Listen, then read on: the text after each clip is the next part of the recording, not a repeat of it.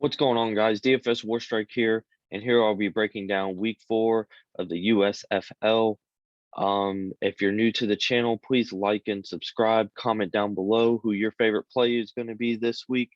Come follow me on Twitter. I'll have my link posted in the description below. And come join our Discord. We've been having a lot of fun, been hitting a lot of rolls. Just won $750 on MLB. Congratulations. And then the Philadelphia and Toronto showdown has also been hot for us as we started off 2 for 2 on that. But let's get to focus on the USFL. Starting here, I'm kind of going with a different route this week. This is going to be a cheat sheet that I'm going to have for my Discord. I will update it throughout the weekend and kind of just go off of the news and just update it through there. But I kind of wanted to show everybody here what you could get if you come join the Discord when I settle it. But with that, let's get started on the slate.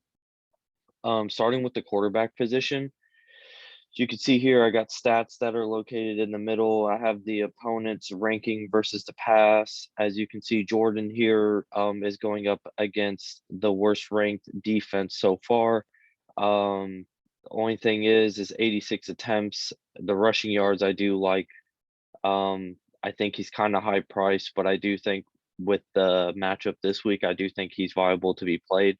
Kyle at 10-2 is a very awesome play. He's going up against the second worst pass defense. As you can see there, he's got 4 touchdown passes on the year. He's really cooked it on as he leads the league in passing yards the first 3 weeks, and I do like him. I think he's a solid option. Patterson here, depending on what they do with Paxton Lynch, they kept him on the inactive roster. I think Paxton Lynch is better for this offense, but with his ankle injury last week, they keep him on the inactive roster, so he's probably not going to play. So that brings in Patterson, but he's in a tough matchup with Philadelphia anyways, who can force a lot of turnovers. Philadelphia is typically good against the pass, but they struggle against the run. So Patterson here at 10K, I do not think is worth the play as of now. Jamar Smith, I think, is a solid option here. The only difference is he may split with Alex. He is going up against, they're going up, both of them are going up against the the sixth best defense against the pass. As you can see here, he's got 103 rushing yards already, and he's also thrown for 582 yards. He's a huge fantasy option at 9,500. If he gets excessive playing time, I think he has the ability to put up big numbers, especially against a weak pass defense. So I do like Jamar Smith. DeAndre Johnson, I am not a huge fan of this week. I'm not really a huge fan at all. You see, he's only got 237 passing yards, 14 of 22 attempts, but he is just a runner. If they can keep him in the box, he's in for a rough afternoon, but he could be a great option at 8,800 if the running game's solid. You see there, he's got 219 rushing yards and 2 touchdowns. I talked about Alex, I'm okay with him. He's coming back now after the injury. I still like Jamar Smith over Alex. It's really just about how much playing time he's going to get. Hopefully, Jamar Smith can stay in the starting role, and Alex can continue to be, or Alex can be the backup. But I'm not sure exactly with Alex coming back how much they're going to provide here. Clayton, don't like his matchup this week. I don't think he's in a solid matchup. 454 yards. He is tied for the league in passing touchdowns, but I don't think with the matchup this week, I don't like Clayton that much. Kyle, I'm not touching anybody from Pittsburgh right now until I see something just somewhat happen with this Pittsburgh offense. It's not really anything to trust when it comes to that offense. Luis Perez, not really a fan. A lot of people are hyped up on him on week 1, but he's going up against a pretty decent average pass defense. You see there, he's got 315 yards through 3 weeks. He splits a lot of time with DeAndre Johnson. If they go pass heavy, then Luis is your guy to go to. But I do like DeAndre Johnson, I think, more just because of the running game. If you do want to go to anybody for Pitt, I think Josh Love is somebody that's a decent play. You see 440 yards. I think he's solid over Kyle. Then to cap it off, a lot of people are going to see that case is 6,500.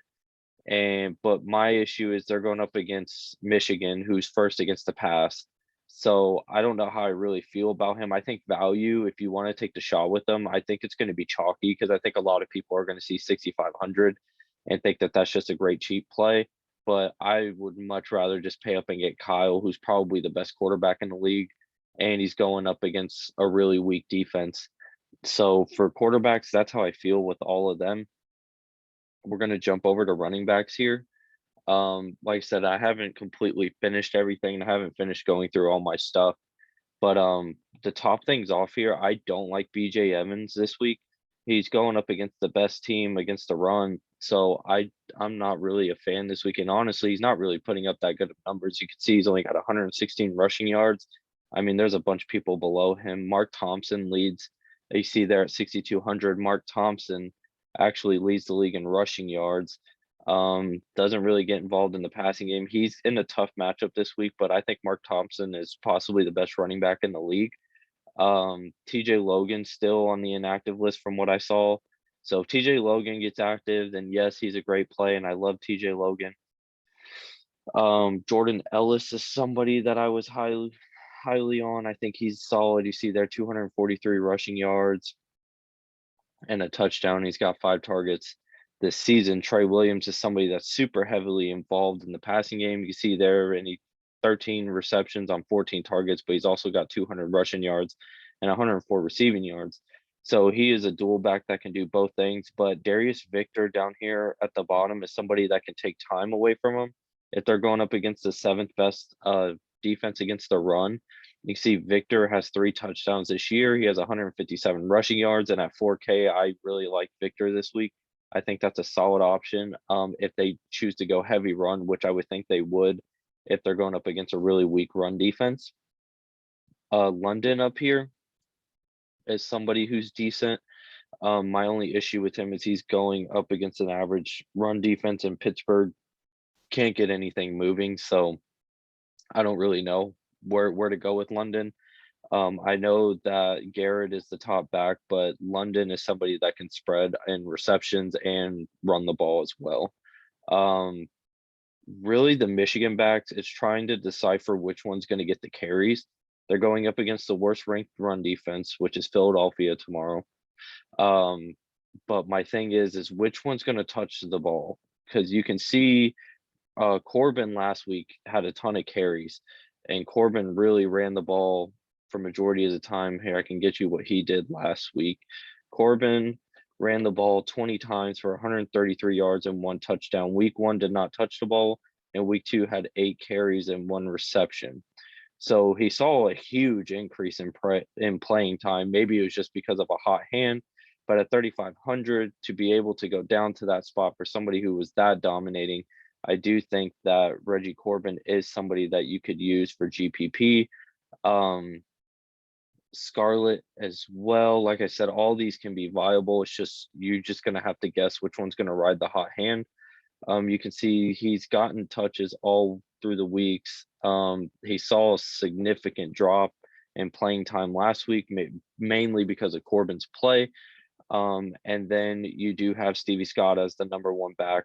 But Reggie Corbin's somebody that can see a lot of the spotlight here in a very heavy run Jeff Fisher offense. Fisher really loves to run the ball and play a slow pace, old school style of football.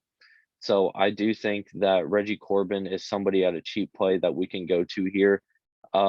That's 2 backs, Victor and Corbin, who a total of $7,500. You can see there have a huge increase in running the ball and are 157 yards, 154 yards. Victor's got 3 touchdowns. Corbin scored last week.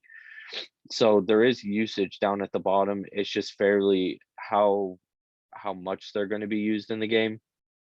But other than that, like there's plenty of options here for running back. I like plays at the top. I like plays in the middle. It's just the Michigan one is going to be the hard one to decipher on which one's going to get the playing time. And then going over to the receiver side of things, Isaiah here has a touchdown every single week, week 1 through 3, which is amazing. He's at 9,600. Victor Bolden leads the league in targets. So I do like Bolden, but the best play probably here, where's he at?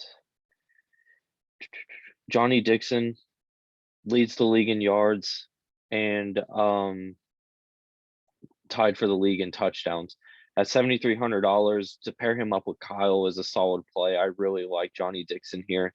I think Dixon can really hit his value pretty easily with how involved he's been in the first 3 weeks of the season.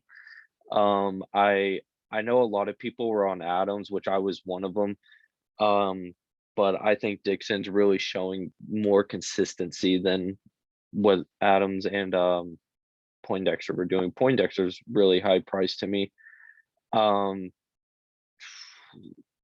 Michigan, with Lance, I don't really trust anybody to throw the ball on Michigan, especially Patterson. I'd rather trust Paxton Lynch over him.